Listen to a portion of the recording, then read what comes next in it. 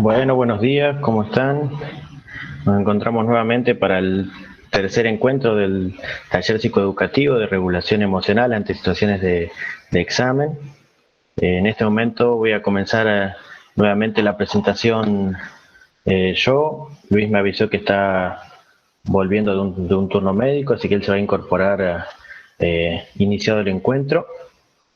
Había quedado pendiente la semana pasada un poco de revisar nuevamente lo que van a ser las estrategias de regulación emocional para afrontar las situaciones de exámenes. También había quedado pendiente lo que era el tema del bloqueo y lo que son las autoinstrucciones. Todo lo que tengo anotado, que ya lo vamos a ir revisando a lo largo del encuentro del día de hoy, que es el último de este taller. Vamos a partir desde empezar a comenzar a hacer un diagnóstico desde la situación en la que nos vamos a encontrar en este momento, que vamos a ir planificando las futuras situaciones de evaluación que vamos a afrontar ahora en noviembre, en diciembre y el año que viene. También vamos a ver en un segundo momento lo que van a ser diferentes estrategias para regular nuestra emoción.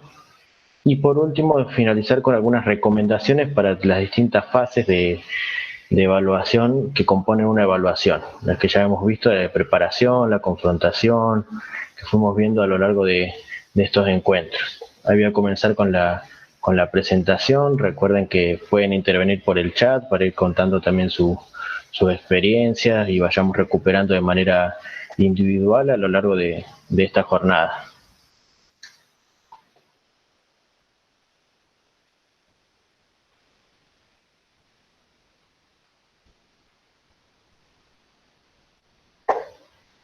¿Me confirman si se visualiza?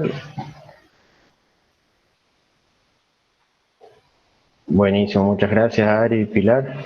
Bueno, habíamos trabajado en el encuentro anterior lo que eran las distintas funciones de la ansiedad frente a los exámenes, como aquella emoción que nos permite aumentar nuestra sensación de control, anticipar las características del desafío, evitar o disminuir las probabilidades de fracaso, aquel resultado que no deseamos que ocurra, digamos, nos permite activar nuestro sistema de alerta, habíamos dicho también.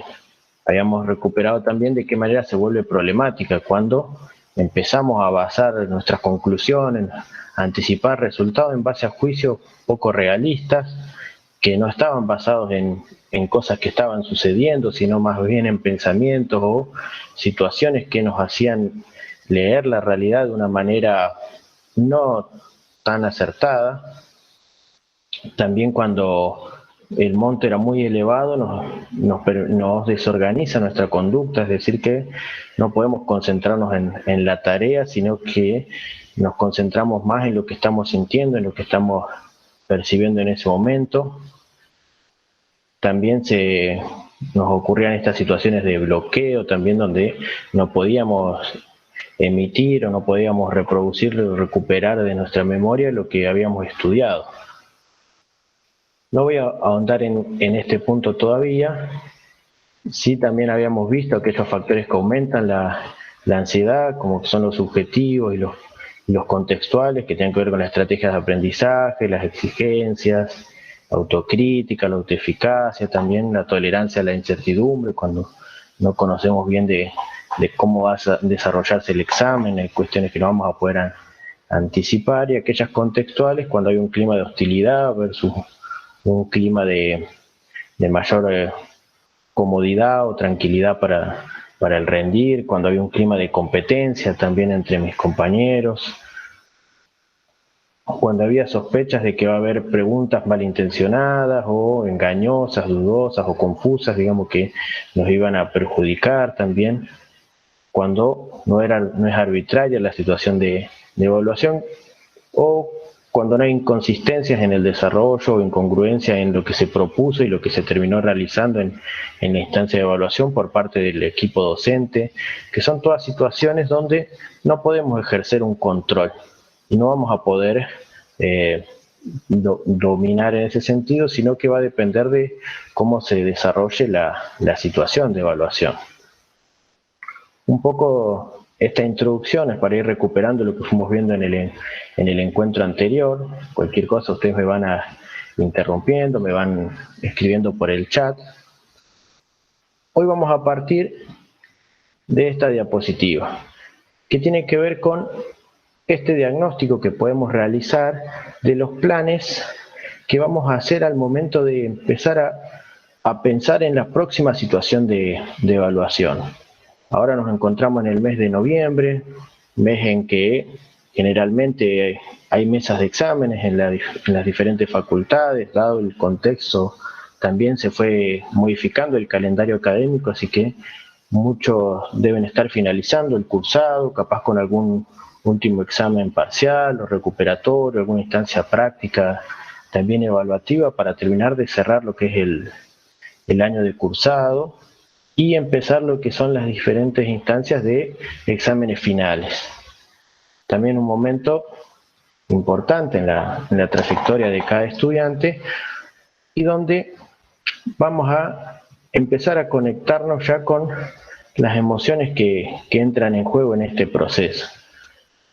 En este momento de planificación vamos a volver a revisar cuáles son nuestras metas, cuáles son nuestras expectativas que queremos plantearnos de cara a esta situación, a estas próximas mesas de exámenes que vamos a afrontar, ya sea en noviembre, ya sea en diciembre, ya sea pensando en el año que viene. Vamos a revisar nuevamente qué impacto van a tener en nuestra trayectoria, si nos van a permitir hacer más o menos materias el año próximo,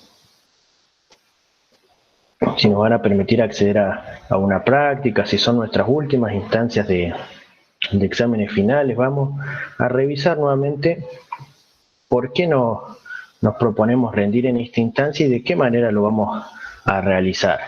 En este caso, esta es una actividad que les proponemos que ustedes la puedan realizar con una hojita. Son 4 cuadrantes que voy a ir ahora desarrollando. Es un análisis de la situación, en este caso, para empezar a planificar y hacerse algunas preguntas para valorar el estado desde donde partimos. Es decir, ustedes puedan hacer este cuadro de doble entrada, por un lado, lo que me compete a mí, y por otro lado, recuperando lo que es el contexto, y vamos a hacer un análisis de cuáles son mis fortalezas, en este caso, cuáles son mis puntos más fuertes, cuáles son también los motivos por los cuales voy a poder afrontar también esta situación, y cuáles de aspectos de mí se presentan como una amenaza. Es un análisis FODA para aquellos que vengan que ya lo puedan haber realizado, también para analizar distintos tipos de situaciones nos sirve. Vamos a analizar aquellos aspectos de mí también que se pueden convertir en un obstáculo o dificultar el logro de mis metas y de mis objetivos, tanto propios como del contexto. Un análisis, digamos, en este caso, de toda la situación. Acá van a encontrar algunas respuestas que ahí las vamos a ir revisando, que nos ha planteado Luis en base también a su experiencia, en base también a las respuestas de otros y otras estudiantes que han participado anteriormente, de las actividades que él viene desarrollando, pero que ustedes pueden ir realizando ahora que se están preparando para su próxima instancia, digamos. Por un lado, lo que tiene que ver conmigo es qué cosas de mí me ayudan, me permiten lograr mis metas. Es decir, cuando me planteo sentarme a estudiar una materia, cuando me voy a enfrentar a una nueva situación de examen, tengo un deseo de aprender, o sea, se relaciona también con mi objetivo de formarme profesionalmente, lo veo como una instancia nueva de aprendizaje, también a la evaluación. El material me va produciendo un interés cuando leo, que me dan ganas de seguir profundizando, me permite, puedo ir distinguiendo qué es lo más importante, identificando temas principales, conceptos claves, pudiendo diferenciar dentro del material también aquellos aspectos que son más relevantes de aquellos que no. Puedo ir haciendo esta jerarquización de contenidos, de los puntos más fuertes de lo que es el material de estudio. Por otro lado, confío en mi capacidad pensando en los exámenes que son escritos a desarrollar o que se propone ahora en el contexto de virtualidad, capaz un análisis de alguna situación, de algún caso. Confío en mi capacidad para redactar, tengo las competencias para poder desarrollarlo, lo he practicado a lo largo del cursado, he tenido un buen desempeño. También acá uno va realizando una recuperación de aquellas instancias similares que ya ha venido realizando, pudiendo integrarla en esta nueva oportunidad de demostrar lo que uno viene estudiando.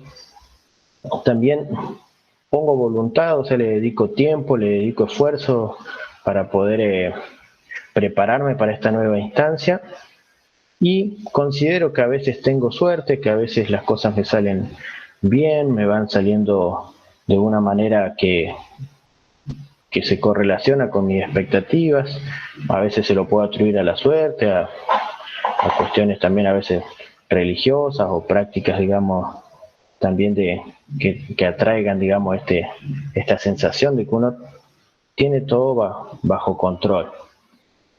Pero también aquellos aspectos de mi contexto que se presentan como una oportunidad, que favorecen, digamos, mi desempeño, ¿qué puedo reconocer de mi contexto que me ayuda a lograr mi objetivo, a lograr mis metas que me planteo, en este caso en el ambiente académico, y de qué manera yo me voy a apropiar de esos aspectos y los voy a incorporar a mi proceso de aprendizaje en mi momento de preparación para el examen?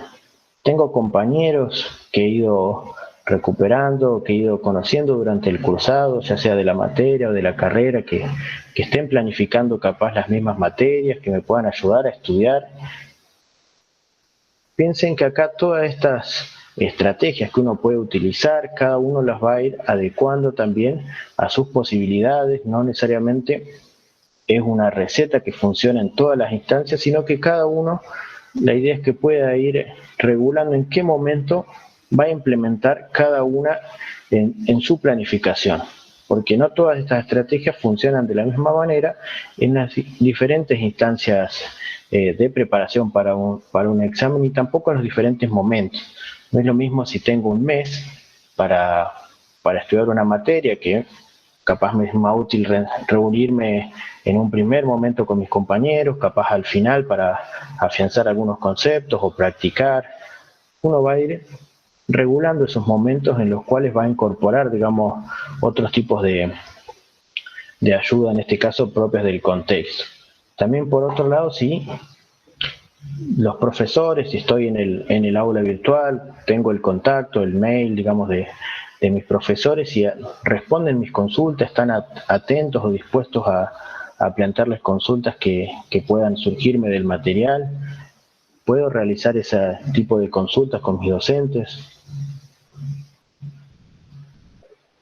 Por otro lado, sí, puedo acceder a todo lo que necesito, es decir, puedo acceder a todo el material, puedo acceder a videos, a distintas clases, grabaciones que hayan realizado durante el año, u otros recursos que me puedan ser de utilidad para el momento de prepararme para la evaluación o para el examen. Y por último, que también es importante en este contexto, que tienen que ver con los espacios físicos, digamos. Ahora que el hogar se volvió también un aspecto tan crucial en el aprendizaje, en la virtualidad, también si cuento con un espacio cómodo, adecuado para leer, con los momentos, digamos, de descanso, de relax o adecuados para poder desarrollar mis momentos o mis sesiones de estudio, también son importantes y pueden favorecer lo que es, digamos, el logro de mis metas. Pero por otro lado, del otro lado de la moneda, es importante reconocer de mí mismo también qué cosas me pueden llegar a complicar. Es decir, uno conoce también cuáles son sus puntos fuertes, y también es importante conocer aquellos en los que es necesario seguir trabajando. No son una debilidad en este caso, sino que se pueden volver un obstáculo o complicar este proceso o el logro de mis metas académicas en este caso. Si cuando me siento con un material me distraigo fácilmente, cuando algo no me sale, algún ejercicio, algún análisis, alguna apropiación de algún concepto, me frustro y me enojo, me genera rabia, de alguna manera me necesito desconectarme, digamos, y me cuesta después retomar mis sesiones de estudio, me cuesta recordar datos valiosos, fechas, nombres o conceptos claves, digamos, que cuando me siento a estudiar, planifico, realizo esta planificación, de alguna manera establezco los momentos, los tiempos, los que voy a dedicarle en el periodo que tenga de preparación, pero incumplo mis propios planes o me pongo planes poco realistas, es decir, no contemplo mis otros aspectos de mi vida, como pueden ser la familia, el cuidado de los hijos, las hijas, si uno tiene familiares a cargo, o el propio tiempo que uno le dedica al trabajo u otras actividades recreativas que uno planifica de una manera, por decir, poco realista o que no contempla estos otros tiempos. Si estoy estudiando con compañeros o en el mismo momento de la evaluación, me da vergüenza cuando alguien me observa mientras me estoy desempeñando, o tengo en cuenta qué me sería útil y no lo pongo en práctica. Es decir, si voy a rendir un examen, por ejemplo, un examen oral, un examen con una presentación de un trabajo, me junto con un compañero, practico, lo trato de desarrollar frente al espejo, me pongo a realizar ejercicios que no van a ser idénticos a los que me van a evaluar, pero sí son similares y que de alguna manera voy a poner en práctica los conceptos o los aprendizajes que tendría que poder desarrollar en la situación de evaluación. Analizo casos similares y si tengo que hacer una presentación de un caso. También son instancias, digamos, que uno reconoce como importantes, pero que muchas veces uno no le dedica el tiempo suficiente, porque está concentrado en lo que es la apropiación de los contenidos, en el momento, en la cantidad de horas de estudio, y descuida también a veces otras instancias prácticas que nos pueden ser de utilidad al momento de prepararnos para una instancia de evaluación. Y por otro lado, también hay aspectos de mi contexto, de mi entorno, que muchas veces también me generan una complicación o un disgusto, me generan más presión. Por ejemplo, aquellos o aquellas estudiantes que sean del interior y que se encuentren viviendo en Córdoba, muchas veces tienen el llamado de seres queridos, de personas cercanas a uno, que nos preguntan cuándo uno rinde, cómo voy a rendir, cómo va mi preparación, mirá si no vayas a no rendir, mirá que es importante, que uno está dedicando también tiempo, que no tienen una mala intención, sino que muchas veces uno también las asume, ponen esas expectativas en uno y uno también las toma. Y a veces uno recién está pudiendo cumplir con las expectativas de uno para hacerse cargo de las expectativas de otras personas, por más importantes que sean, digamos. También muchas veces eso genera una complicación y aumenta la presión, por ende aumenta también nuestras sensaciones de malestar, de ansiedad, que nos pueden complicar o perjudicar al momento de pensar esa evaluación. Por otro lado, si hay un entorno donde mis compañeros compiten por las notas, es decir, no hay un contexto de compañerismo, de contención, sino que es como una competencia donde hay información fragmentada, no hay como la intención de una camaradería, digamos, entre compañeros o compañeras, que también puede ser que complique la situación. Por otro lado, también, como les mencionaba antes, si el calendario actualmente se empieza a superponer, ¿de qué manera empiezo a planificar, digamos, porque se superponen las instancias de cursado con las instancias finales, que seguramente a más de uno le ha ocurrido en este contexto, que se modificaron las mesas capaz de julio, pasaron a ser entre agosto, septiembre, ahora uno está terminando el cursado, capaz que en un año anterior ya lo hubiera terminado y ahora todavía sigue cursando y resta tiempo también a lo que es la preparación de las instancias finales, digamos, de qué manera uno también va adecuando esos momentos, esos tiempos, y lo va también aceptando que son propios de una situación particular que no estaba dada de antemano, pero bueno, la tomo, la incorporo a mi planificación para poder tenerla en cuenta también al momento de prepararme para mis exámenes. Y también tener en cuenta este aspecto si los exámenes varían mucho según quién me evalúa. Es decir, si no hay un criterio uniforme de cómo se va a realizar esa evaluación, sino que a veces depende de cada profe, depende de quién me toque. Ahí también entra en juego con qué profesores, capaz si tengo la posibilidad de solicitar rendir con un docente, rendir con aquel con el que he podido establecer un vínculo. También es una instancia social que a veces capaz vamos a conocer al docente en ese momento, y también puede ser que nos haga sentir de una forma cómoda, nos haga sentir con confianza para poder desarrollarnos, para poder desempeñarnos, que no traiga una mayor dificultad. Que capaz que nosotros estamos anticipando un resultado o un posible desenlace que no va a ser el que finalmente suceda.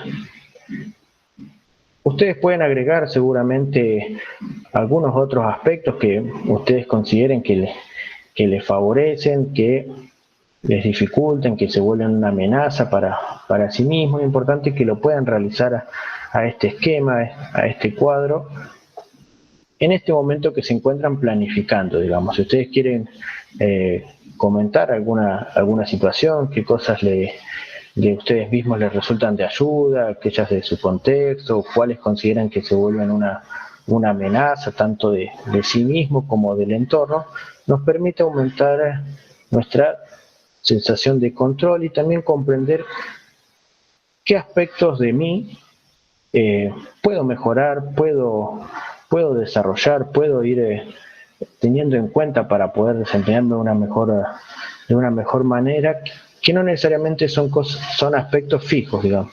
No es algo que no pueda cambiar, pero también comprender cuáles aquellos aspectos de mi entorno no van a estar bajo mi control. Por ende, no puedo esperar modificarlos porque no van a depender de mí necesariamente, sino que dependen un poco de cómo se dé la situación en ese momento. Continuando,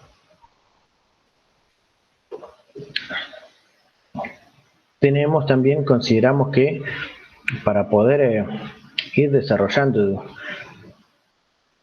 estas instancias, digamos, de aprendizaje, también es importante tener en cuenta cómo uno aprende, de qué manera uno emplea estas estrategias de aprendizaje en los distintos momentos en que uno va a procesar la información.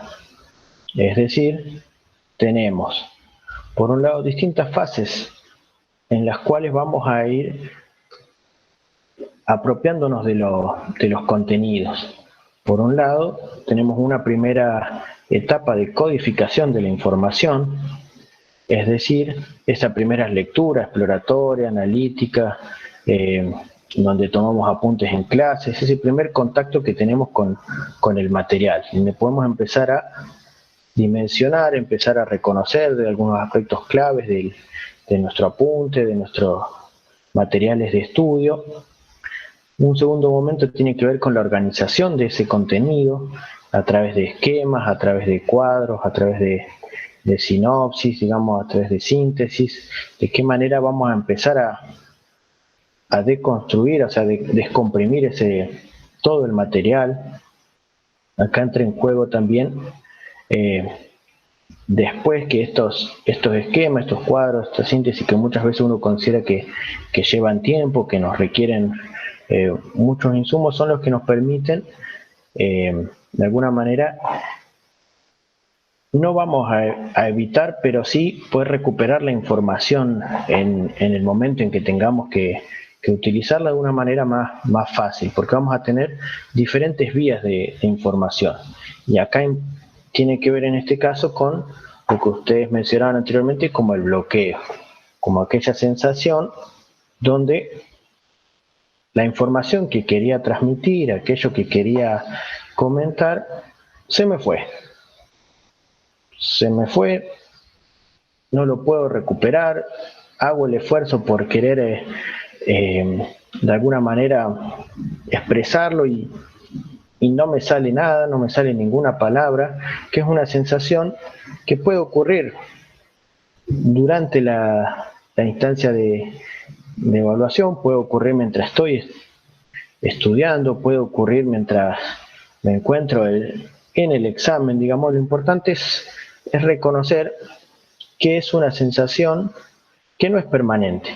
Es decir, que es una sensación momentánea que ocurre en un momento determinado, que si no la pienso de esta manera, como que es algo momentáneo, pasajero, y que es una experiencia que puede suceder, muy probable que lo vea como algo donde no me voy a poder reponer, no vaya a poder salir de esa situación, y ahí donde cuando empiezo a pensar de esa manera, como ya me trabé y no voy a poder continuar, es algo que no voy a poder retomar o recuperar, teniendo en cuenta el examen que sea, si es oral, peor todavía, uno lo siente como más catastrófico todavía. Lo que sucede ahí es que la vía que tengo para recuperar esa información a través de mi memoria puede que tenga una sola vía, porque capaz que el estudio que realicé fue de memoria, donde lo único que me atiné a realizar es poder leer el material, aumentando la cantidad de horas y no la calidad en que eh, re, es, realizo mis sesiones de estudios. Por ende, estos momentos en los que voy a ir procesando esa información se vuelven fundamentales. Por ejemplo, si pasamos de la organización a lo que es la consolidación, donde ahí los conceptos teóricos los voy a aplicar a situaciones prácticas, ya sea ejercicios, aplicación de casos, establecer relación entre los conceptos, establecer series de repeticiones, si se trata también de apropiaciones o de clasificaciones, digamos. Este proceso me va a permitir tener diferentes vías para poder acceder al contenido. Y cuando me ocurre esa sensación de bloqueo, voy a poder recuperar estos canales alternativos por los cuales me apropié de los conceptos de diferente manera, ya sea recuperando un ejemplo, ya sea estableciendo una relación con otro concepto, voy a tener diferentes vías para recuperarlo, que si uno lo estudia a veces de memoria, porque al momento en que me olvido una palabra, una parte importante, o el docente me plantea una situación diferente a la que estaba planificada desde mi lugar, muy probable que no pueda volver a recuperar esa información. Y ahí donde va a aumentar muchas veces estas sensaciones de malestar, de angustia o de los síntomas físicos, digamos, de ansiedad, de trastorno.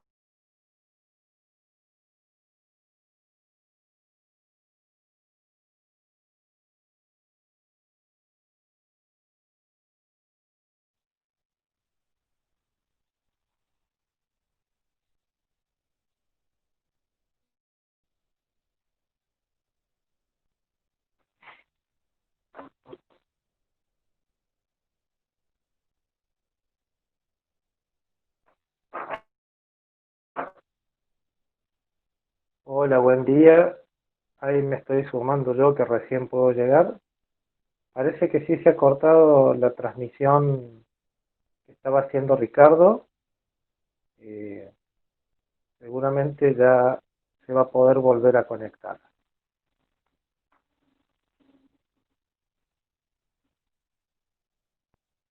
Buen día, ¿cómo están?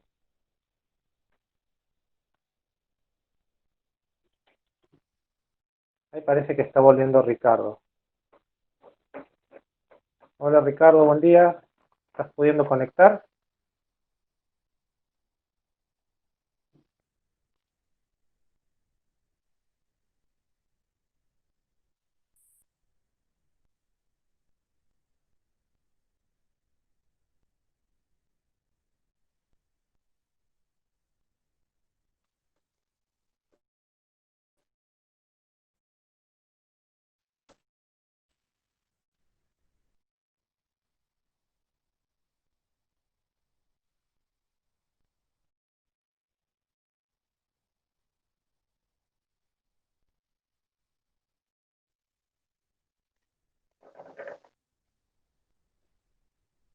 ¿Les parece? Hasta tanto logre Ricardo restablecer la conexión, Hola Luis. ¿alguna o alguno de ustedes de los presentes me podría... Hola, Ricardo, ¿cómo estás? Ahí llegaste, bien. Sí, volví desde el Ya te celu, pudiste conectar de volví desde el vuelta. celu porque se me desconectó. Me siento como usted cuando desarrolla el taller. Perdí la conexión en la compu y ahora volví Bueno, es como el se invirtieron bautismo los de, roles. el Claro, bautismo de fuego. sí. Sí, bueno, yo me conecté desde el celular también porque llegué a casa y mis hijos, cada uno tiene una de las computadoras, así que tampoco tengo computadora para trabajar. Así que bueno, vamos a seguir desde acá. Eh, Bueno, contame ¿qué tema sí, yo estoy viendo si puedo solucionar el tema de la compu. A ver si. era?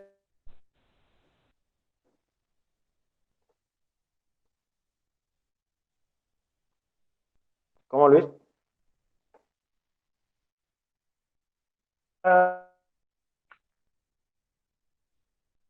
De analizar.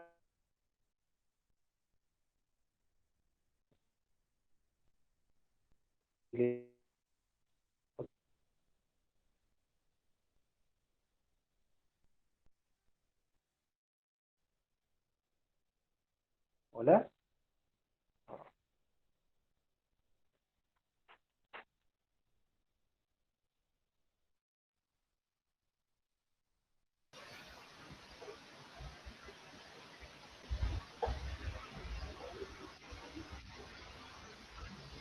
Sí, puede volver mejor desde la compu, ¿se escucha?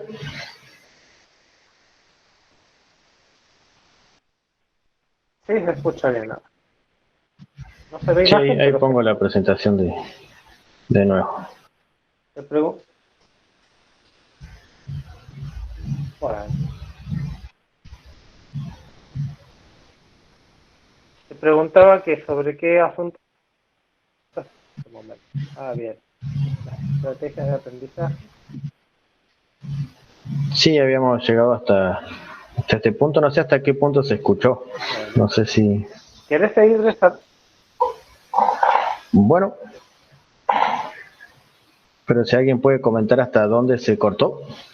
Estaba con el bloqueo, finalizando con esa parte de pensarlo como una situación que, que es transitoria, que no va a ser permanente en el tiempo, sino que va a ser una situación que va a acontecer en algún momento, pero que no necesariamente va a ser algo que no vamos a poder retomar o recuperar si tenemos en cuenta diferentes modos o vías de recuperar la información.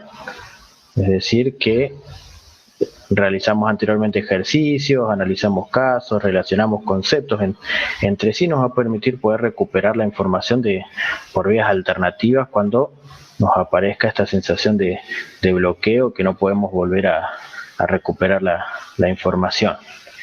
Y en el momento en que nos vamos a enfrentar a la situación donde vamos a necesitar recuperar lo que estuvimos estudiando, se vuelve también importante el ensayo, la simulación de exámenes, si es un examen en múltiple opción, poder realizar pregunteros que estén a disposición de la cátedra, que nos hayan puesto como ejercitación, o muchas veces andan dando vuelta también pregunteros de dudosa procedencia pueden ser de exámenes anteriores, que nos pueden servir como instancia práctica para poder poner en juego nuestros aprendizajes también. Poder practicar, si es un examen oral, con un compañero o compañera, el desarrollo, poder hacernos preguntas, poder intercambiar los roles que juega cada uno, poder uno cumplir el rol de docente y otro poder ejercer el rol de estudiantes, para ir planteando situaciones que puedan aparecer e ir anticipándonos al desarrollo de lo que va a ser la situación de examen y de qué manera vamos a poner en juego toda nuestra atención y la memoria para recuperar la información que nos es precisa en ese momento.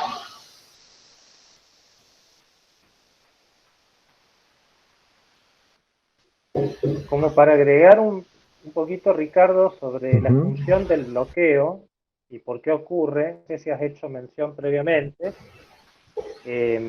Digo, aparte de que es un fenómeno episódico el bloqueo, que es un estado transitorio, como ya dijo bien Ricardo, el bloqueo es una forma que tenemos nosotros de ponerle fin o de terminar con una situación que sentimos que es amenazante para nosotros, ¿sí? En algún punto bloquearnos es una estrategia defensiva cuando tenemos la percepción de que lo que tenemos que enfrentar es muy grande o supera los recursos que nosotros tenemos. Entonces, esto que nosotros lo vivimos como un problema, me bloqueé, en realidad es un intento de solución que hacemos cuando la situación nos parece que ya nos desborda, ¿sí? Entonces, en términos de prevenir la posibilidad de que ocurra el bloqueo, si bien no podemos eliminar la posibilidad de que esto ocurra, sí podemos disminuir los factores de riesgo para que esto pase, ¿sí? Además de diversificar las vías de almacenamiento y recuperación de información, como decía Ricardo, también necesitamos entender que mientras más tranquilos lleguemos al momento del examen, menos posibilidades hay de que experimentemos bloqueos. Mientras menos sea la percepción de amenaza y mayor sea la confianza que tenemos en que estamos bien preparados para enfrentar la situación, menor es el riesgo de que aparezca el fenómeno del bloqueo. Y en caso de que ocurra, bueno, ahí lo que hay que pensar es esto. Dura un rato, ya va a pasar, ¿qué puedo hacer para relajarme? ¿Y de qué otras maneras puedo yo acceder a información que en este momento no estoy pudiendo recuperar? Es muy importante entender esto, que el bloqueo es de información que efectivamente tenemos. Si nosotros no hemos consolidado bien esa información en nuestra memoria, si no hemos hendido el tema, no es exactamente un bloqueo lo que nos está pasando. Es un problema de codificación inadecuada de la información. Quiere decir que no hemos estudiado en su forma suficientemente profunda y reflexiva para asimilar de manera profunda ese conocimiento. ¿Querés continuar, Ricardo, entonces, en el punto que estás?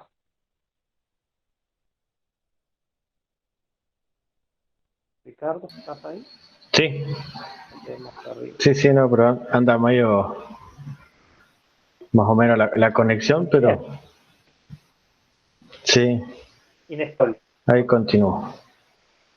Bueno, vamos avanzando con pausas, como se pueda.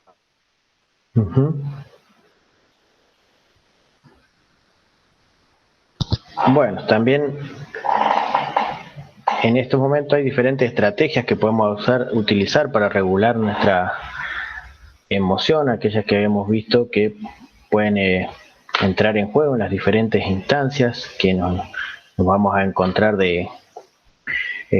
ya sea en nuestras sesiones de estudio, en la instancia de evaluación, que nos van a ayudar a de alguna manera analizar de una manera diferente o pensarlas de una manera alternativa, capaz a las estrategias que venimos utilizando, que nos puedan ayudar para atenuar la intensidad de la emoción que estamos sintiendo o aumentarla en algunos casos, digamos. Por un lado, aquellas que tienen que ver con de una manera más cognitiva, lo que es la reinterpretación de de la situación, poder encontrar una explicación alternativa, una explicación diferente de de la manera en que nosotros lo vivenciamos o la interpretamos. Uno podría, digamos, de alguna manera en ese caso disminuir la intensidad de la emoción, pensando que no es algo que vaya a ser algo fijo, sino uno puede encontrarle otras explicaciones, capaz que tengan que ver con alguna cuestión más externa, con alguna cuestión que tendríamos que realizar de otra manera, y que capaz que la falla o el inconveniente estuvo en los momentos de preparación, como mencionaba Luis. Si no hubo una instancia de codificación adecuada de la información, cuando me realizan una pregunta, no quiere decir que capaz el docente realizó una pregunta de una manera malintencionada, sino que y lo hizo a propósito y lo hizo adrede, o tengo mala suerte al momento de rendir capaz un examen, sino que capaz un contenido que no le dediqué el tiempo adecuado, que no lo comprendía de una manera, no lo comprendía de la mejor manera, y capaz podría haber realizado otra, podría haber recurrido a otros tipos de ayuda, consultarle a algún compañero. Es decir, en vez de pensar que la situación fue una situación que el docente lo hizo adrede hacia mí, como si fuera un chivo expiatorio, digamos, en esa instancia, sino que capaz que fue un contenido que no le dediqué tanto tiempo porque en su momento consideré que no era relativamente importante. Entonces, cambio la forma en que interpreto la situación y la vivencia, y va a cambiar también de qué manera pueda de alguna manera reaccionar emocionalmente.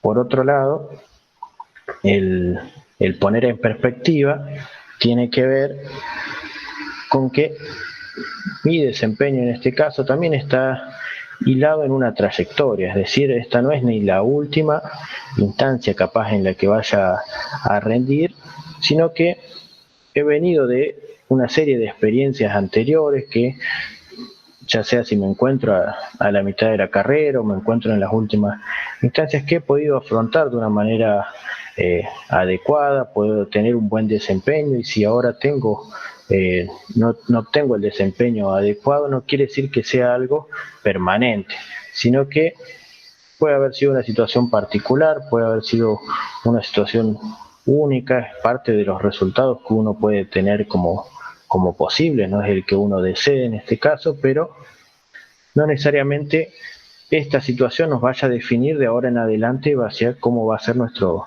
desempeño, si no fue un resultado favorable o si no fue una experiencia grata el momento del rendir, sino que uno puede ponerla, digamos, en perspectiva en base al recorrido, la trayectoria que ya ha venido realizando. También, si uno se focaliza en los planes, puede es decir, pensar también, Ricardo, dentro.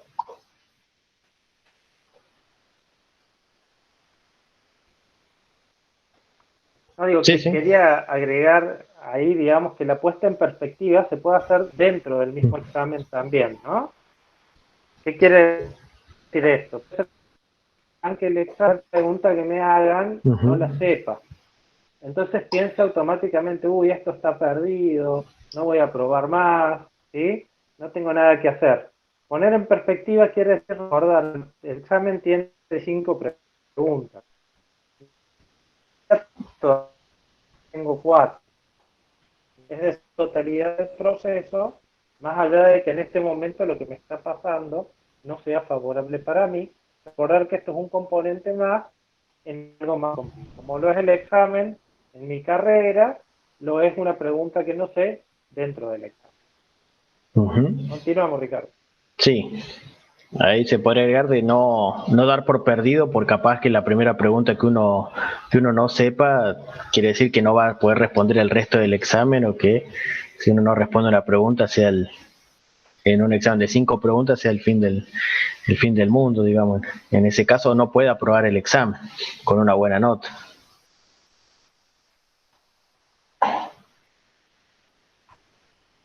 Después Bien. la focalización en los planes también tiene que ver, en ese caso, de qué manera, digamos, la situación entra en esta planificación, en la organización, digamos, que voy a realizar de mi estudio y me ayuda a cumplir, digamos, en este caso, una meta más, un paso más en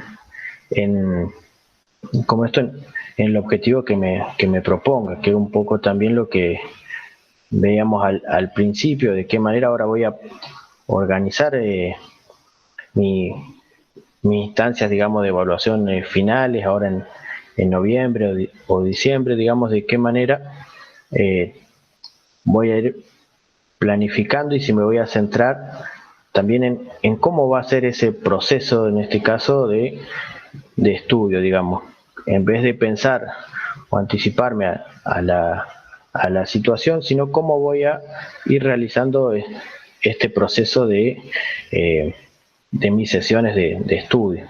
O sea, de qué manera lo voy a ir planificando, qué tiempos le voy a dedicar, me concentro en qué pasos voy a realizar, con qué elementos, digamos, voy a recurrir para llegar de mejor manera a la situación. Por otro lado, lo que es la focal. Uh-huh. Y esta puede ser la forma también de reaccionar ante un inconveniente, ¿no? Digo, puede ser que teníamos la idea de que íbamos a hacer modo y en algún momento surge un inconveniente, una dificultad, una complicación. Entonces, focalizarnos en los planes es ante esa dificultad preguntarnos, bueno, ¿y qué puedo hacer ante esto que está pasando para seguir adelante? Tengo que cambiar de recorrido, modificar la estrategia, es pensar para poder acercarme al objetivo que tenía, a pesar de que, digamos, con lo positivo. Sí, es decir, también que sean planes flexibles, digamos, en este caso, que no necesariamente si no cumplo con una instancia, no voy a poder continuar, porque a veces va a haber sesiones más o menos productivas, o si por algún motivo no puedo desarrollarlo de una manera adecuada o en la misma instancia no obtengo el resultado, focalizarme en este caso en qué sí pude lograr, digamos, qué puntos pude hacer capaz diferentes, una instancia más, en este caso en nuestra vida, no es, digamos, necesariamente la única ni la última que vamos a realizar, y sí pensar en, bueno, en qué otros aspectos positivos podemos recuperar de esta instancia. Capaz me animé, hice algo diferente y me animé a consultar con mis docentes, que antes capaz no me animaba a consultar una duda, qué, qué aspectos puedo recuperar de ese proceso, ya sea dentro.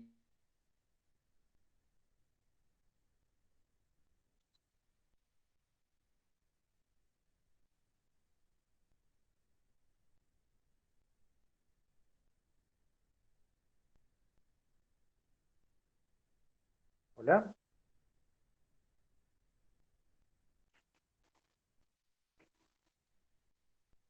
Parece que se ha cortado de vuelta el audio de Ricardo.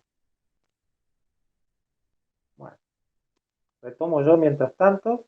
El focalizarse en lo positivo implica a qué le presto atención en la situación, si solo a lo que salió mal o también a lo que pueda rescatar como aprendizaje, a pesar de lo que esté pasando, sea algo doloroso para mí o frustrante. En toda situación de nuestra vida pasan cosas diferentes y nosotros podemos decidir cuántas de las cosas que ocurren miramos o a qué aspectos le prestamos atención. Si somos capaces de prestarle atención a los aspectos positivos, aún en experiencias desagradables, probablemente nuestra respuesta emocional ante lo que ocurre sea más llevadera para nosotros. Finalmente, también está la cuestión de la aceptación, que tiene que ver con que a veces las cosas no salen como queríamos, no ocurren como preferíamos, pero bueno, son como son. Y nosotros podemos incorporar el hecho de que a veces, pese a nuestros esfuerzos, las cosas no se dan, y seguir adelante, o quedarnos enojados o protestando porque las cosas no han sido como deseábamos, ¿sí? La aceptación es la estrategia para poder salir del enojo que nos provoca la frustración ante la situación que no fue como queríamos lo más pronto posible. Lo que pasa es que a veces no es fácil poder aceptar algunas cosas porque nos parece que han sido injustas, porque nos da bronca que habiéndonos preparado tanto luego las cosas no nos salgan. Entonces es un trabajo que nos puede llevar su tiempo hacerlo, pero es más fácil poderlo transitar si nos damos cuenta que luego de esta situación la vida sigue y va a haber otras oportunidades para volver a hacer las cosas y tratar de que nos vayan saliendo mejor. Por otro lado, hay algunas maneras de procesar cognitivamente las situaciones, de pensar sobre lo que está pasando, que hacen que nuestro malestar aumente en forma considerable y nos pongamos mucho peor. Una se llama la rumiación, que la rumiación consiste fundamentalmente en quedarnos pensando una y otra vez más en relación con lo que ha ocurrido, como queriéndole encontrar algo que, bueno, más allá de que ya vimos todo lo que había falta ver, creemos que algo más podría haber. Es como una incapacidad de despegarnos de lo que ha ocurrido y quedarnos regulando y dándole vueltas más allá de lo necesario.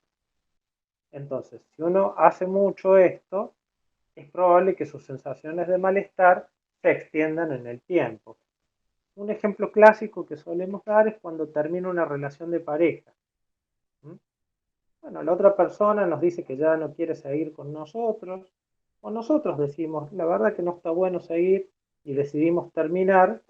La aceptación nos permitiría asimilar que hemos terminado y luego de un tiempo de hacer el duelo, poner nuestra energía en otras cosas, en tanto que la rumiación haría que nos quedemos como pegados y dándole vuelta, más allá que ya cortamos, que ya no estamos materialmente en la relación, mentalmente seguimos pegados a ella y pensando sobre lo que pasó y si yo hubiera hecho esto otro, qué hubiera ocurrido si en lugar de esto hubiéramos hecho algo diferente, por qué habrá sido que pasó lo que pasó. Todas estas preguntas hacen que nuestra mente esté dando vueltas una y otra vez sobre lo ocurrido, en lugar de poder ayudarnos a cerrar lo que pasó, sintiendo el dolor que haya que sentir, pero poniendo la energía luego en seguir adelante con nuestra vida, ¿no?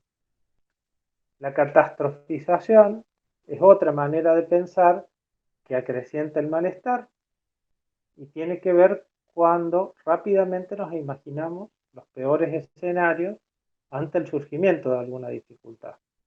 Porque pueden pasar cosas negativas, puede haber dificultades.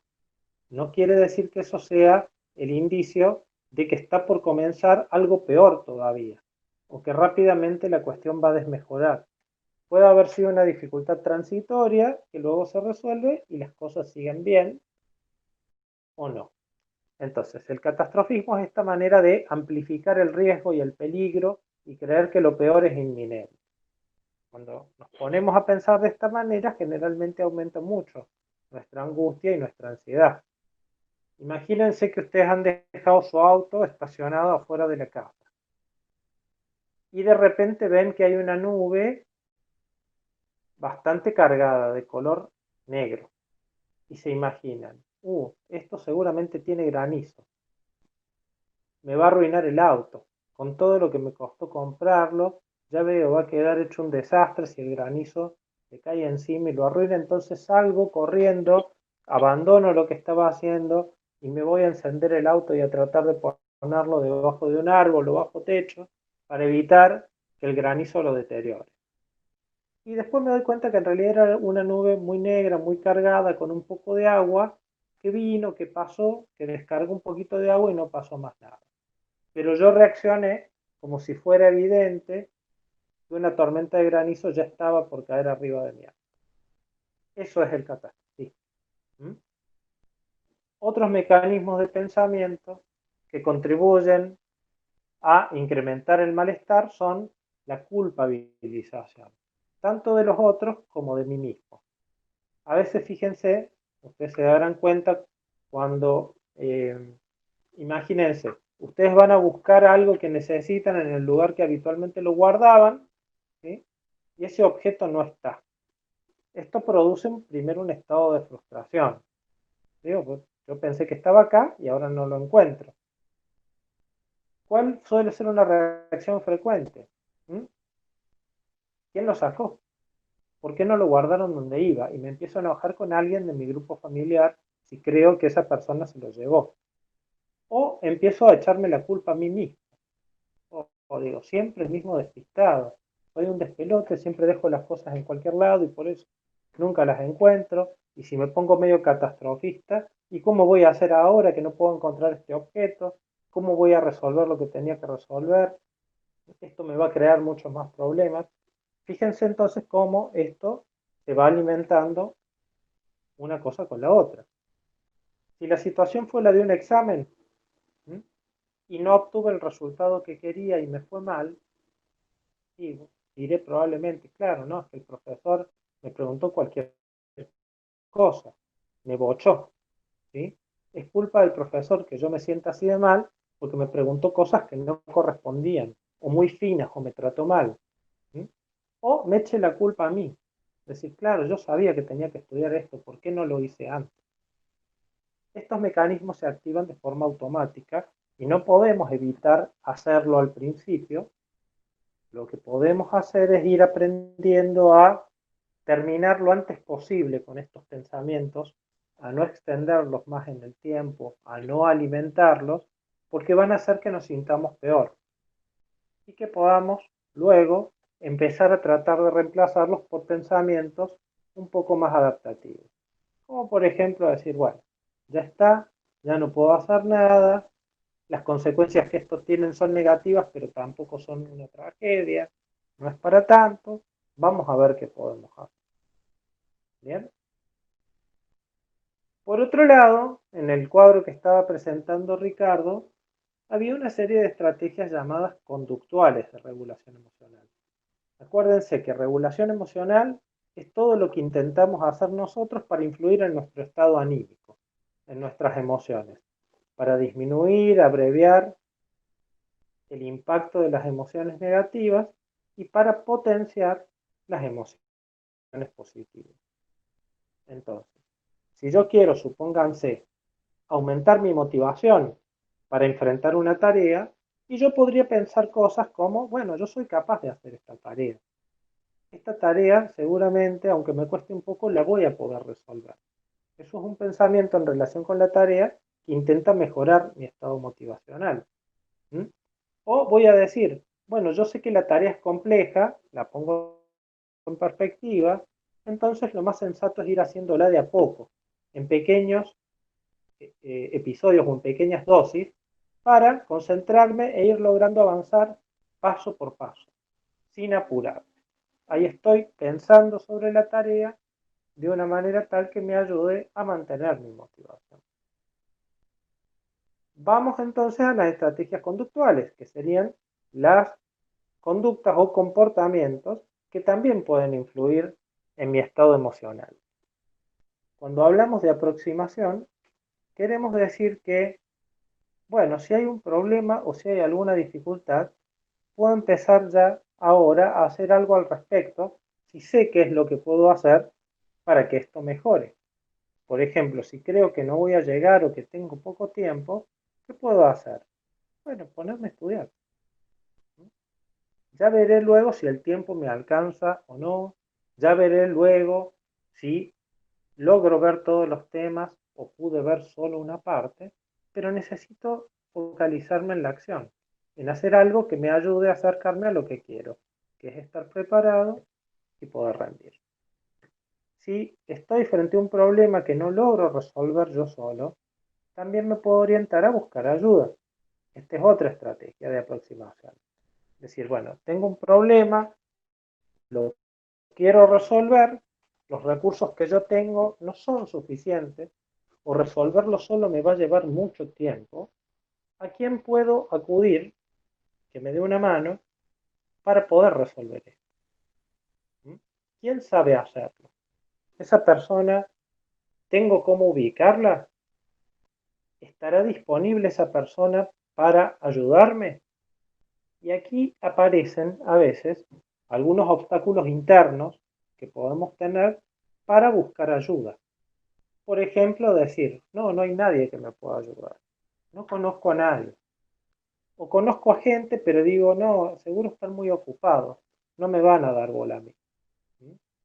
O pensar que si pido ayuda voy a estar molestando a la otra persona. A mí me llama mucho la atención que una cantidad importante de mis estudiantes, a quienes yo les digo, bueno, cuando no entiendan algo, pregunten, manden un mail, ¿sí? Estamos para eso, estamos para ayudar.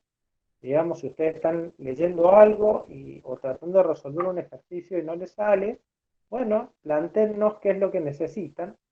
A pesar de que nosotros validamos el tema de la búsqueda de ayuda, la mayoría empieza diciendo disculpe cuando quieren pedir ayuda, como si fuera una molestia y no una actividad necesaria dentro de los procesos de aprendizaje y enseñanza. ¿Mm? Entonces, esta idea de que puedo molestar me puede inhibir de ir a buscar ayuda. Pero ustedes es importante que aprendan a buscarla, a darse cuenta que necesitan ayuda, con qué cosas en particular, a identificar quién les puede brindar la ayuda y a tomar la iniciativa de pedirla. El no se los puede dar la otra persona, si es que no quiere, pero también les puede decir que sí, o les puede decir que ahora no puede, pero más tarde sí, o que ella no puede, pero hay otra persona que sí, y los deriva con alguien más. O les dice, ¿por qué no miras este tutorial? Y les pasa un link, y eso les ayuda a resolver. ¿Mm? Esta es otra estrategia, entonces, conductual, que trata de ser adaptativa y de ayudarnos a resolver la situación que nos está generando malestar. Otra es la búsqueda de ayuda con fines emocionales. La que mencionábamos recién es con fines instrumentales, es decir, para resolver el problema. Cuando buscamos ayuda con fines emocionales, es por ejemplo, si nos tenemos que ir a hacer un estudio médico, supónganse, y sabemos que el estudio no es una cosa complicada, no nos van a poner anestesia ni nada, pero nos da miedo hacer el estudio, ¿sí? Porque bueno, qué sé yo, no nos gusta o nos imaginamos que puede generarnos alguna situación desagradable, le pedimos a alguien que nos acompañe. No es que vaya a tener que hacer algo práctico, simplemente estar ahí al lado nuestro, porque eso nos calma. ¿Mm? O necesitamos contarle a una persona algo que nos pasó para podernos desahogar. Eso es buscar ayuda con fines emocionales y es una estrategia de regulación que consiste en expresar la emoción con alguien para podernos aliviar del malestar. También hay algunas estrategias que son de ayuda a corto plazo, pero inconvenientes en el largo plazo. Y aquí aparecen más que nada las estrategias de distanciamiento o evitación de la situación. ¿Qué quiere decir esto?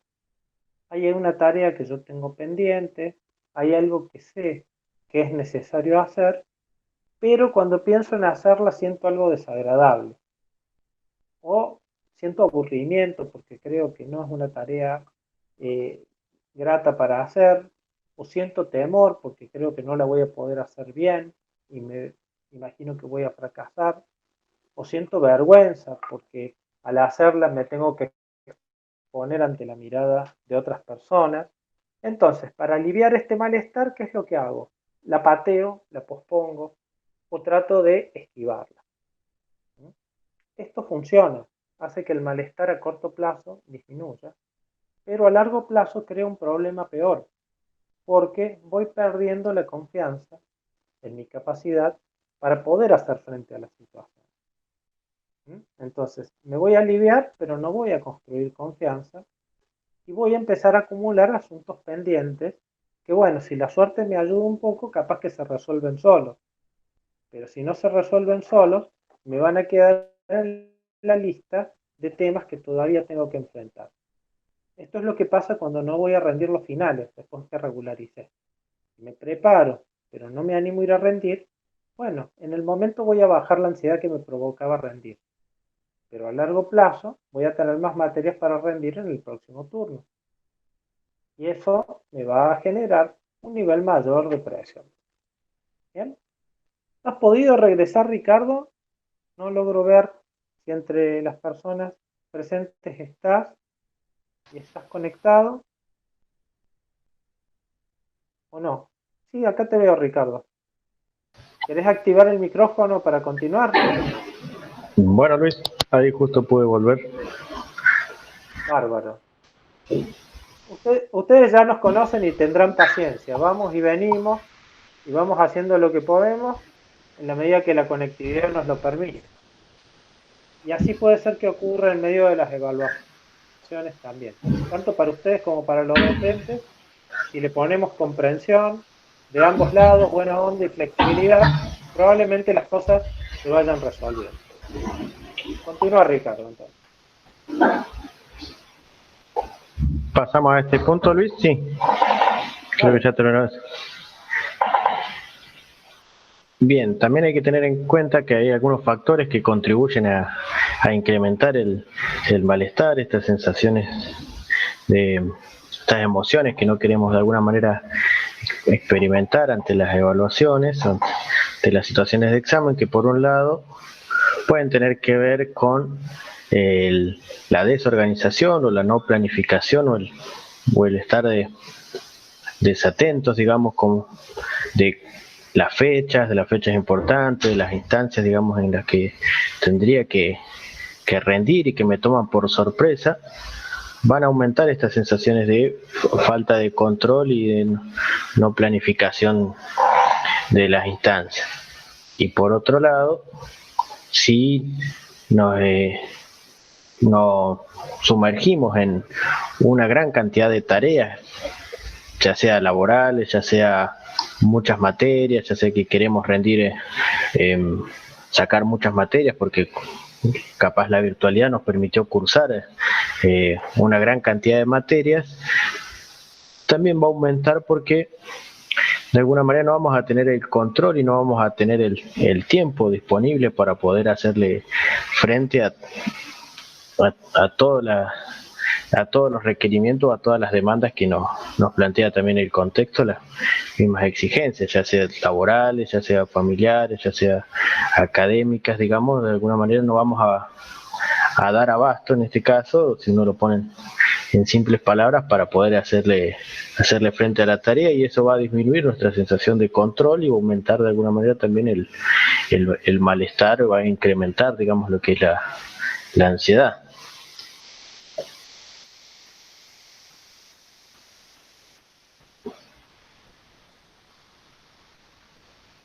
Por otro lado, está también lo que es el perfeccionismo, es decir, digamos, esta característica de que uno tiene que hacer todo a la perfección, todo por decir, al pie de la letra, que uno tiene que poder aprender todos los conceptos, todos los pies de página, todos los momentos, las instancias que se presenten, poder saber resolver todos los ejercicios. Lo que sucede muchas veces acá es que aumenta la autoexigencia, es decir, aumenta todo lo que uno tiene que tener resuelto para poder presentarse a la situación, no porque haya obtenido malos resultados en el pasado, ni porque anticipe un desenlace, en este caso negativo necesariamente, sino porque uno de alguna manera se pone tantas presiones, tantas exigencias a tener que poder comprender o tener todo el contenido, o sea, poder saber todo el contenido. Y por otro lado también, ante alguna ausencia de este punto, aumenta lo que es la autocrítica y lo que son a ver cómo le podría decir, aumentan los juicios negativos hacia uno mismo, hacia lo que le falta saber, hacia lo que le necesitaría comprender. Creo que, Luis, no sé si escucha mucho ruido. Ahí hay un poco de ruido de fondo. Ahí puedo completar un poquito de Sí. perfeccionismo. A ver. Sí, se siente un ruido fuerte. Bueno, uno se puede poner muy perfeccionista, con exigencias muy elevadas, tanto en los resultados como en los procesos. ¿Mm? Cuando uno está enfocado en los resultados, lo que le importa es sacar notas muy altas, por ejemplo, y vive como un fracaso el haberse sacado un 6, un 7, ni que hablar un 5, porque aspira siempre a tener rendimiento de 9 o de 10. Eso tiene que ver con una autoexigencia alta con los resultados y poca flexibilidad para poder aceptar que a veces pueden no darse. ¿Sí? Y por otro lado, puede uno ponerse perfeccionista en el proceso, en esto que marcaba Ricardo recién. Exigirse saber todos los contenidos con claridad, poder recordar a todo, porque está la creencia de que si no logro hacer esto, voy a ser incapaz de dar un buen examen y aprobar. Ahí fíjense que hay un juicio un poco exagerado o distorsionado acerca de lo que necesito saber para poder dar un buen examen. Es como que estoy poniendo requerimientos de aprendizaje excesivamente altos para una tarea que tal vez no requiere tanto. ¿Qué es lo que pasa? También interviene este proceso de autocrítica o de autoevaluación en el cual algunas personas, pese a que saben mucho, creen que saben poco o que les falta saber más. Entonces, a pesar de que se han preparado con tiempo, que practican, que saben, que pueden explicarle bien las cosas a los demás, cuando se autoevalúan, creen sistemáticamente que les falta.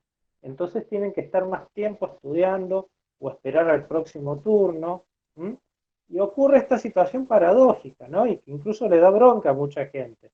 Dice, yo no me animé a rendir porque pensé que me faltaba, pero le ayudé a 2 o 3 compañeros a los cuales me pidieron y yo les expliqué y rindieron y les fue bárbaro y yo todavía estoy acá sin animarme a rendir, ¿no?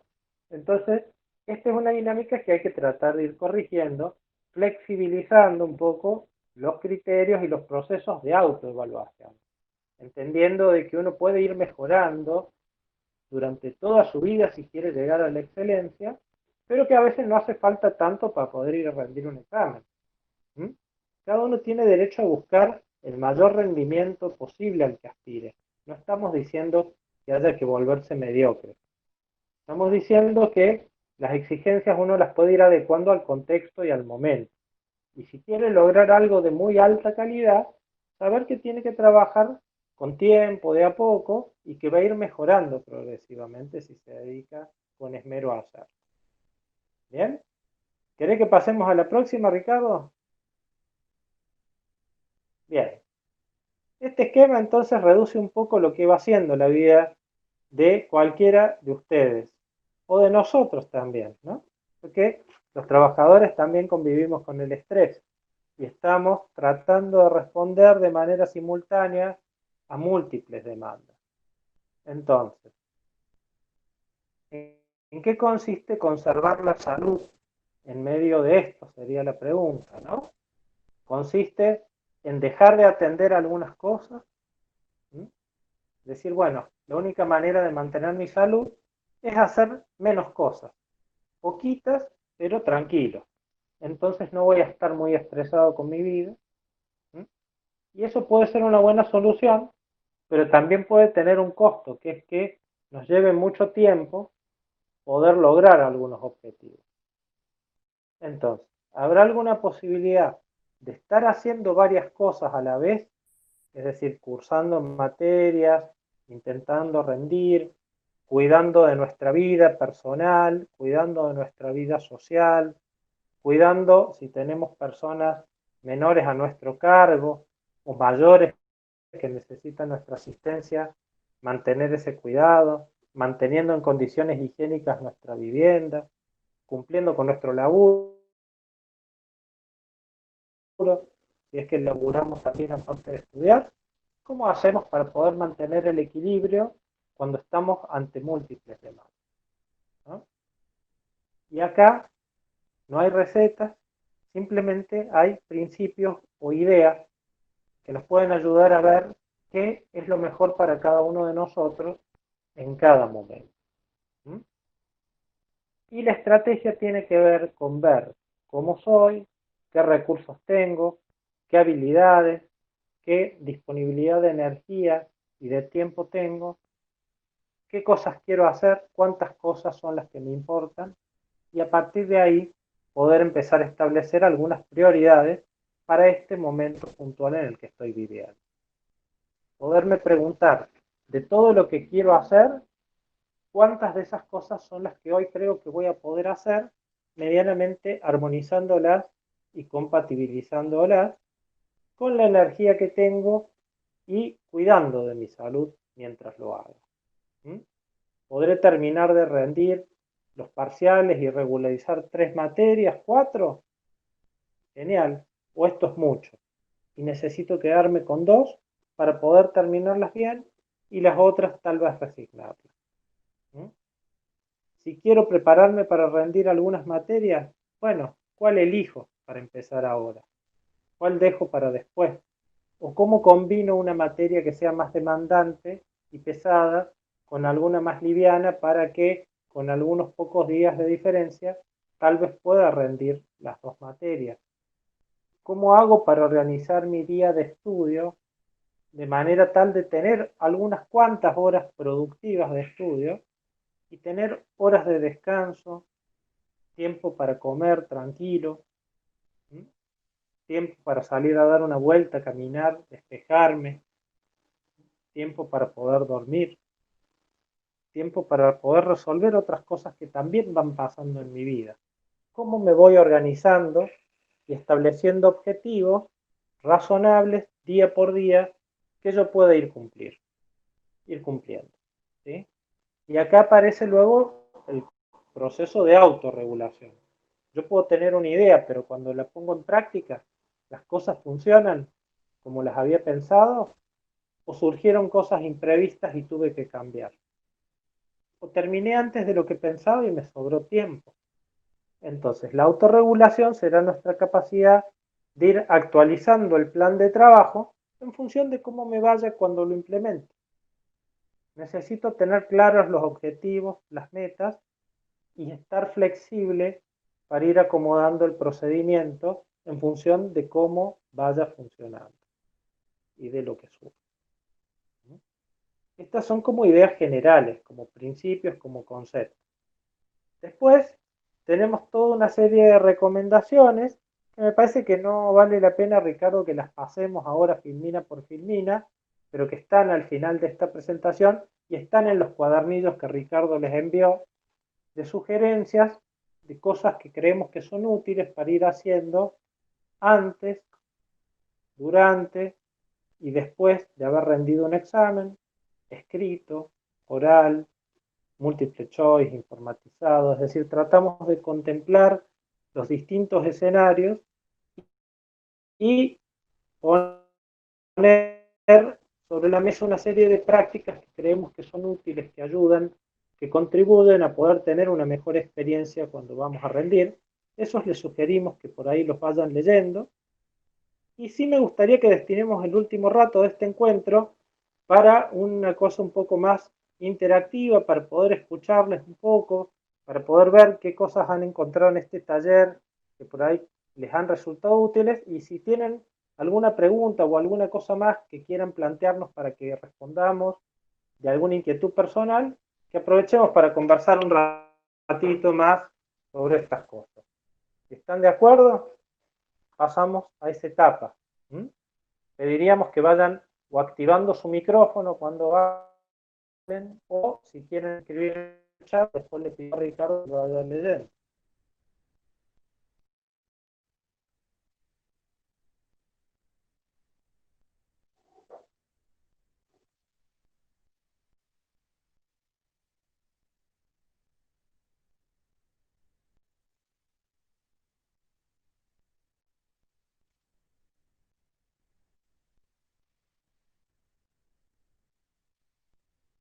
Bien.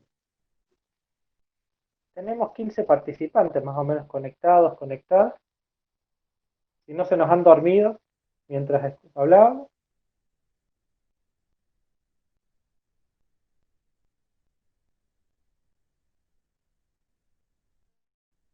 Ayelen. No, no, no. Bien. No se ha dormido. Bueno, si hay alguna cuestión específica de la facultad donde ustedes estudian o de los exámenes con los que han tenido que enfrentarse últimamente, que quieran compartirnos para que la veamos.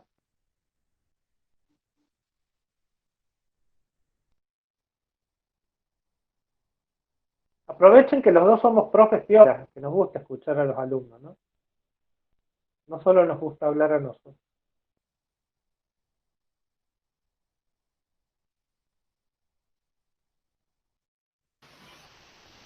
Acá estamos, dice Adriana.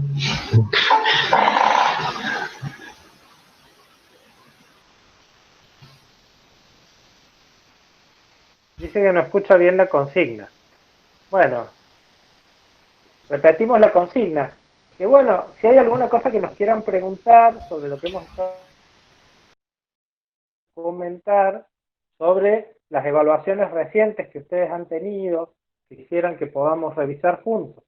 Eso es lo que les invitamos a participar y a compartir en la reunión.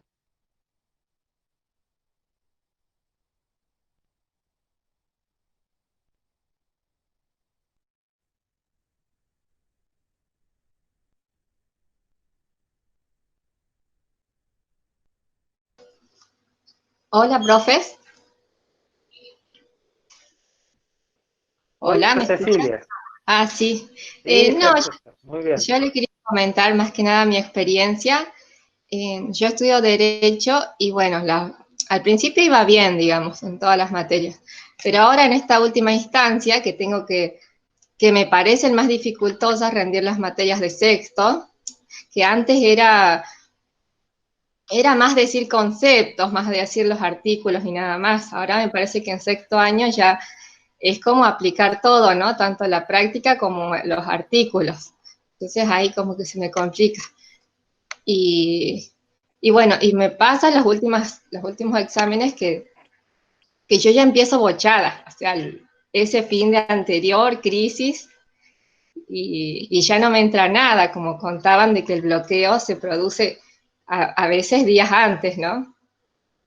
Entonces me gustaría saber cómo podría llegar, bueno, aparte que sí me sirvieron todos los tips que dieron, pero eso observo, que ya los días antes ya no me entra nada, y bueno, llego y algunos profes sí tienen más paciencia que otros, como bueno, relájese, y otros no, otros a la primera pregunta que me hacen ya me despacha. Claro. Pero por ahí siento que también es Bueno, mucho mi actitud, ¿no? De cuando llego con el profe y listo, no sé nada. Llego, me presento, pero no sé para qué, porque ya empiezo como mal. claro. Bueno, Cecilia, está muy bueno que cuentes tu experiencia y vamos a tratar de decirte algo que sea útil, ¿no? Lo primero es que vos te das cuenta que las evaluaciones han ido cambiando porque las materias son bastante más aplicadas y vinculadas al ejercicio profesional. Entonces, eso es algo que tenés que tener presente cuando estudias las materias. Necesitas ir de la teoría a la práctica y pensar ejemplos y trabajar con relaciones entre conceptos y con situaciones concretas en las que vayas aplicando lo que vos estudiás. ¿Bien? No es adecuado que sigas estudiando como si te fueran a preguntar artículos que vos tenés que definir, sino que lo que necesitas es adecuar tu manera de estudiar y de prepararte para rendir a el tipo de evaluación que vas a tener. Entonces, reflexivamente y relacionando teoría con práctica. Primer recomendación. Segunda, practicar la oralización, es decir, practicar el ir hablando de los temas que estás estudiando y hablándolos, si es posible, con alguien más.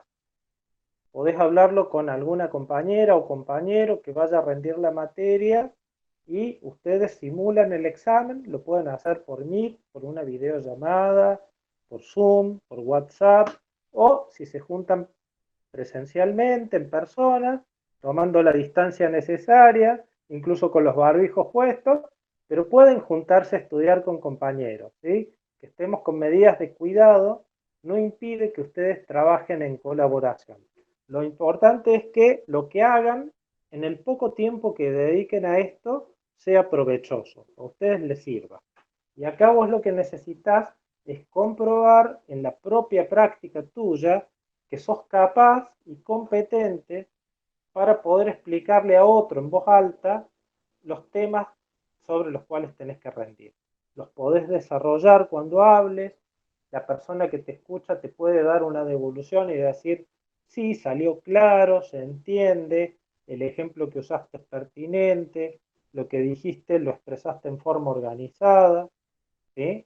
Podrías mejorarle tal vez esto, ir más al grano, diste un poco de vuelta, ¿sí? O explica un poco más, porque la respuesta que has dado es muy cortita. Date algún ejemplo o hace alguna relación. Entonces, si vos vas practicando, tu sensación de confianza va a aumentar. Esto no va a impedir que sientas miedo cuando rindas, ¿sí?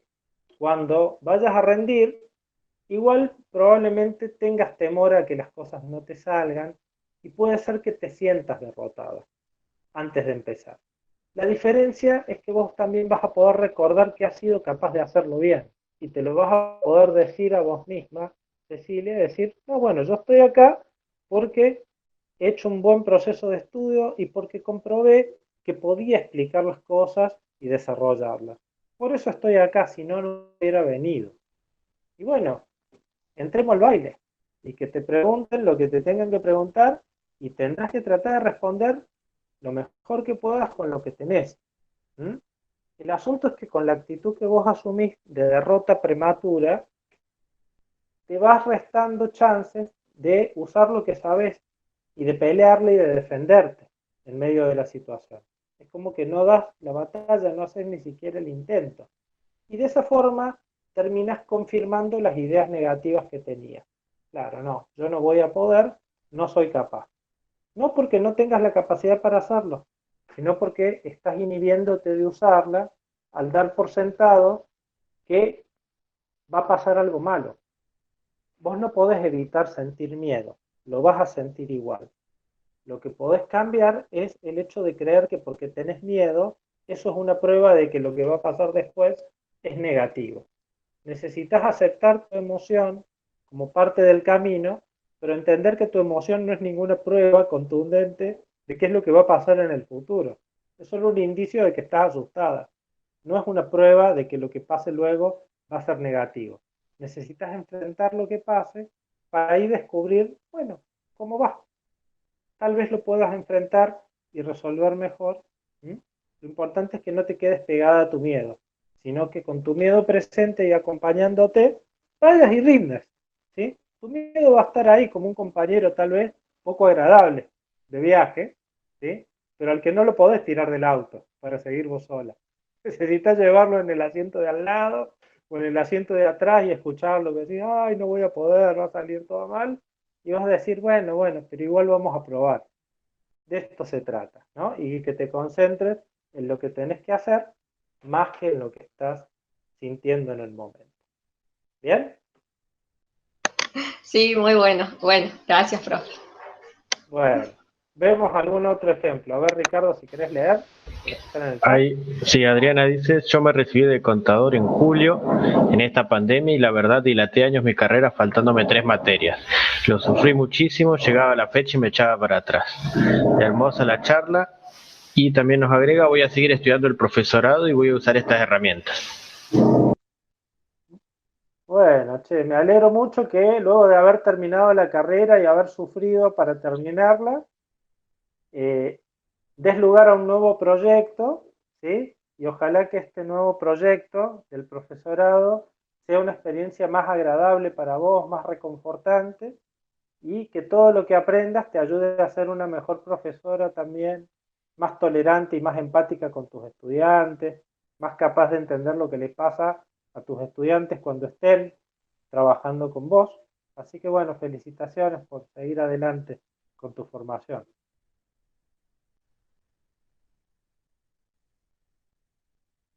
¿Tenemos alguna otra intervención, Ricardo? Por el momento, no. Gracias, dice Adriana.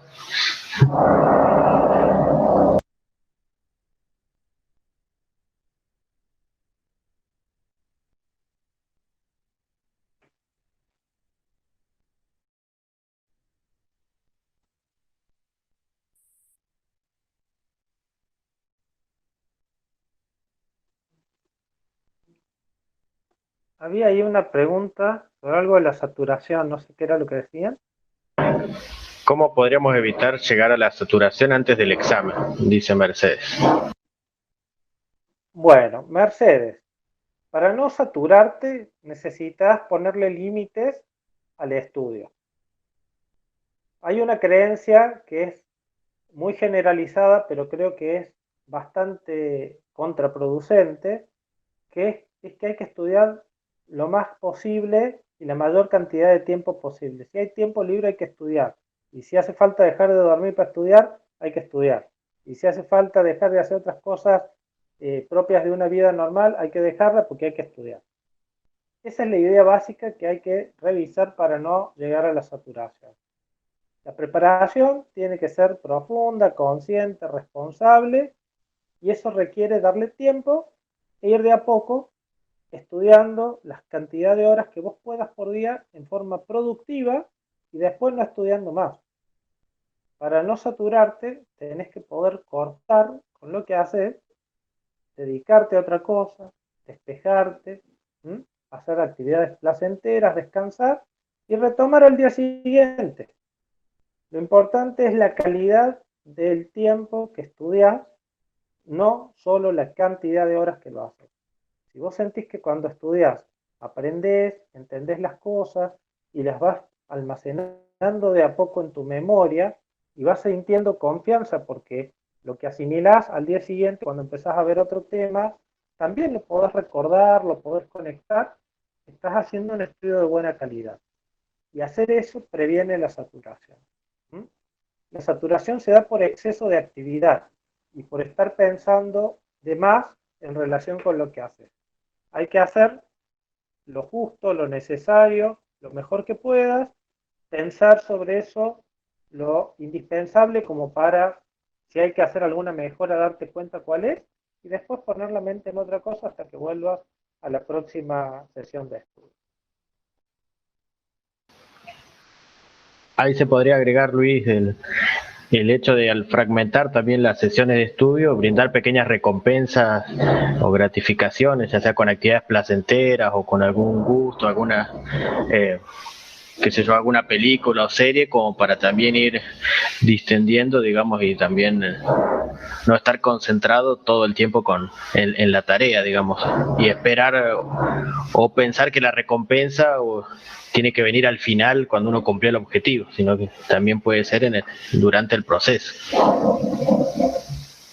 Claro. Bueno, hay que ver ahí más o menos. Yo diría que después de 1 hora y media o 2 de estudio, un capítulo de Friends o de Modern Family es una proporción razonable, ¿sí? Como para despejar ahorita y después volver. O alguna cosa equivalente, limpiar la casa, ir a la compra, salir y mirarse un poco, hacer algo de ejercicio. Está muy bien. Esto tiene efectos motivacionales, de mantener el entusiasmo por la tarea y también mantener el bienestar y prevenir la saturación. Igualmente, no recomiendo estar estudiando más allá de las 7 u 8 de la tarde. Está bueno cenar temprano, está bueno hacer algo después relajante antes de irse a dormir. Salvo que tengan ustedes el hábito de estudiar a la noche y dormir por la mañana, que eso ya es otra historia, pero si no, si ustedes son de dormir de noche, la idea es que traten de estudiar lo más que puedan entre las 7, 8 de la mañana y las 6 de la tarde, y después hagan otras cosas, ¿no? Después nos comparte Pilar, que por mi parte me quedó bastante claro todo y solamente hay que llevarlo a la práctica. Mercedes dice muchas gracias. Y ayer nos trae otra situación, que si a mí me sucede que en los exámenes orales comienzo a confundir conceptos o me pone muy nerviosa y de la nada invento palabras. Bien, la confusión de conceptos, yo quisiera que te fijes si la tenés cuando hablas vos sola del tema antes de rendir, o ahí no, ¿sí? Si vos no hablas y no exponés antes de rendir, no te vas a dar cuenta si eso que te pasa de confundir los conceptos es algo propio del estrés del estar rindiendo o es algo vinculado a que tal vez los conceptos no los has diferenciado con suficiente claridad. Esto es importante que lo hagas en un contexto más relajado, a ver si también te pasa o no te pasa. Si no te ocurre en el contexto relajado y si te ocurre en medio del examen, bueno, tenés que primero aceptar el hecho de que tal vez te equivoques y si te das cuenta, tratar de corregirte. O si el docente te hace un señalamiento, vos decir, ah, claro, no, me confundí y tratar de arreglarlo, ¿sí? No es un pecado equivocarse o tener una confusión cuando uno rinde. Nosotros nos confundimos dando clase, a veces decimos una cosa por otra. Y lo importante es validar que te puedas equivocar, no hacer una serie de esto. Y si te das cuenta, corregirlo lo antes que puedas. ¿Bien? Lo otro es como esto, tomarlo de alguna manera con humor, ¿sí? No tomarlo como una cosa trágica. ¿Sí? Y esto que vos decís de inventar palabras, en algunas ocasiones capaz que te salga bien y en buena hora es un recurso para zafar. Ahora si tenés a alguien que te escucha así con el oído medio afilado y es detallista, te va a decir, bueno, me parece que estamos sumando palabras a nuestro diccionario, ¿viste? O te va a pedir que definas más claramente qué estás queriendo decir. Pero bueno, depende de la flexibilidad de tu evaluador y de su sentido del humor, qué es lo que pase con esto, ¿no? La consigna fundamental es validar el hecho de que te podés confundir, no te hagas drama por esto y si podés, usarla. ¿Mm? Bien, dice que me da mucha vergüenza. Bueno, vergüenza nos da cada vez que hacemos algo que creemos que está mal, que no corresponde, ¿sí? Si vos vas entendiendo de que la equivocación es algo que puede pasar y no es algo malo, simplemente es algo que hay que tratar de corregir si podemos, ¿sí? Tal vez tu sensación de vergüenza vaya disminuyendo o no te impida, bueno, hablar lo más y mejor que puedas en medio de esta situación, ¿no? Digo, yo creo que está bueno avergonzarse de cosas que hemos hecho, que están mal, que sabíamos que no las teníamos que hacer y las hicimos igual, ¿sí? Que podríamos haberlas hecho mejor y no lo hicimos. ¿Mm? Ahí está bueno sentir vergüenza como para tener más cuidado la próxima vez. O si estamos cometiendo una vivada en un momento y nos dan la cana y quedamos expuestos, está bueno para que no nos andemos haciendo los vivos y tratemos de hacer las cosas por derecha, digamos, honestamente, ¿no? Equivocarnos cuando actuamos en forma honesta me parece que no es una razón para avergonzarnos, porque estamos aprendiendo. ¿Mm? Bueno, ¿alguna más tenemos por ahí, Ricardo? Por el momento, parece que no. Gracias, profe, dice Selene. No sé si hay alguien más.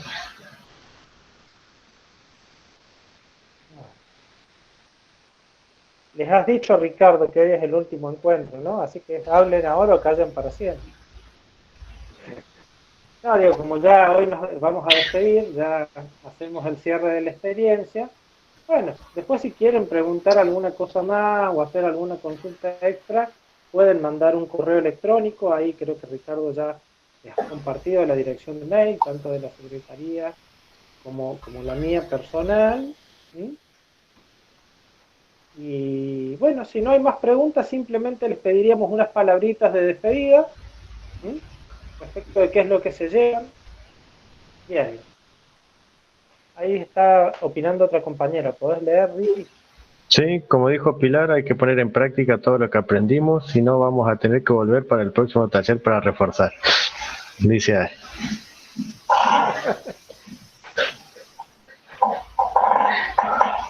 Sí, acá aceptamos repitentes, no hay problema.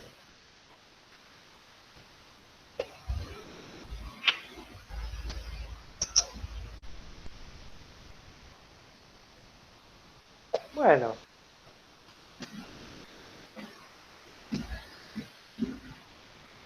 Exacto, dice Pilar, más ahora en épocas de finales. En estas vacaciones voy a volver a ver las clases del taller, dice Yeren. Magali dice que es la primera vez que escucho el taller y me es muy útil. Magalí no estuvo en los 2 primeros encuentros, entonces. De verlos, las versiones grabadas, ¿vos las vas a dejar disponibles, Ricardo? Sí, se la Sí estamos... estuve, es taller completo, bien. Bueno. También está bueno, digo, Ricardo, si no les has contado todavía, que hay varios otros talleres que se dan en la SAE, de oratoria, de estrategias de estudio, que todos van sumando. Sí, todos van aportan brindando... herramientas útiles y que se complementan. Sí, todos brindan un aporte para el proceso y que se van relacionando, más los que están en instancias de finalización de la carrera. Ahora va a empezar un taller en la semana próxima de herramientas para la búsqueda e inserción laboral, para la construcción de este proceso de finalización de carrera y empezar a perfilar la búsqueda de opciones profesionales. Después también va a empezar, está desarrollándose la escritura de trabajo final también los miércoles, que ya va por el segundo encuentro por si alguien quiere sumarse, y próximamente va a empezar nuevamente el taller de oratoria, también para aquellos que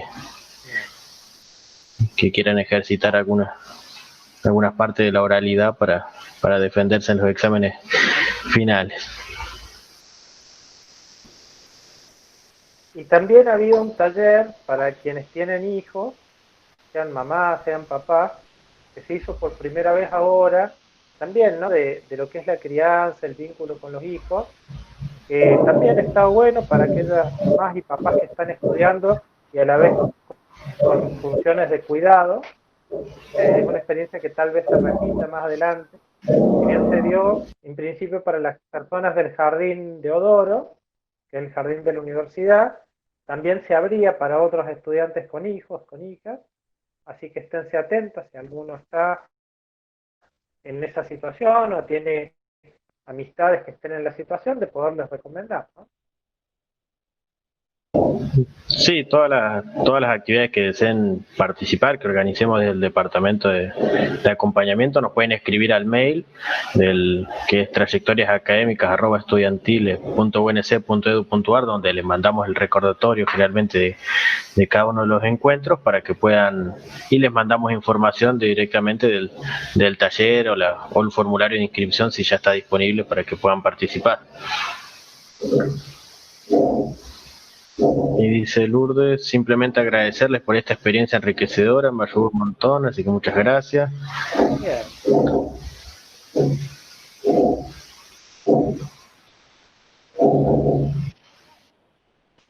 Bueno, bárbaro. Si te parece, vamos terminando, Ricardo, entonces. Bueno, creo que hemos logrado el objetivo, por lo menos para mí también fue un desafío. Voy a ir sumándome con algunas explicaciones, si bien hoy fue un poco más, una experiencia un poco más desafiante, hemos perdido conexión, hemos tenido como algunas interrupciones que no podemos manejar, pero que también sirven como experiencia para seguir trabajando cómo uno reacciona ante esas situaciones, así que también me llevo muchos aprendizajes de esta instancia. Así que muchas gracias, Luis, también por todas las recomendaciones, los señalamientos también para mejorar, digamos, en la disertación.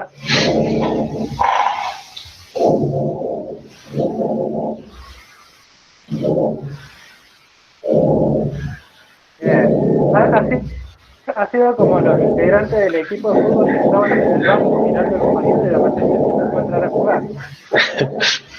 Totalmente. También. Ahí comparte Cecilia una última pregunta. Sí.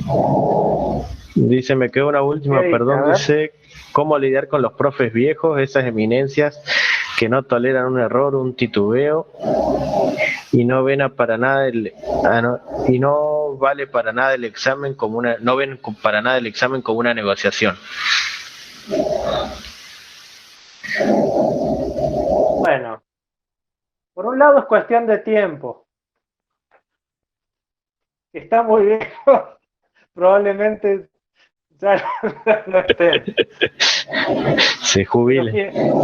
Pero mientras tanto, y como eso no depende de nosotros, la estrategia es tratar de conocer lo mejor posible a tu evaluador, saber qué es lo que le gusta y tratar de adecuar tu manera de rendir a lo que este profe prefiere que hagan sus estudiantes, ¿sí? Es una negociación que tenés que hacer transitoriamente para poder, bueno, rendir bien esa materia, ¿no? No es algo que determine qué vas a hacer más adelante, ¿sí? Es simplemente algo instrumental para salir del paso en este momento. ¿Sí? Estaría bueno que las cosas fueran cambiando en las facultades, que mejoraran las prácticas de evaluación. Eso no depende de ustedes, no depende de nosotros.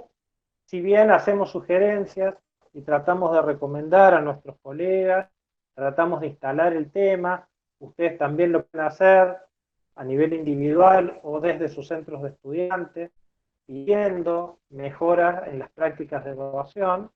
Bueno, va a ser un trabajo arduo hasta que eso pueda ir cambiando. Mientras tanto, vayamos aprendiendo a sobrevivir.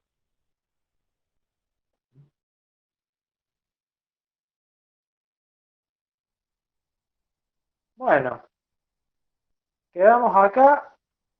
Les deseamos muy buen final de año, que lo que rindan lo puedan rendir bien, sintiéndose mejor que en otras ocasiones y con resultados que medianamente les satisfagan.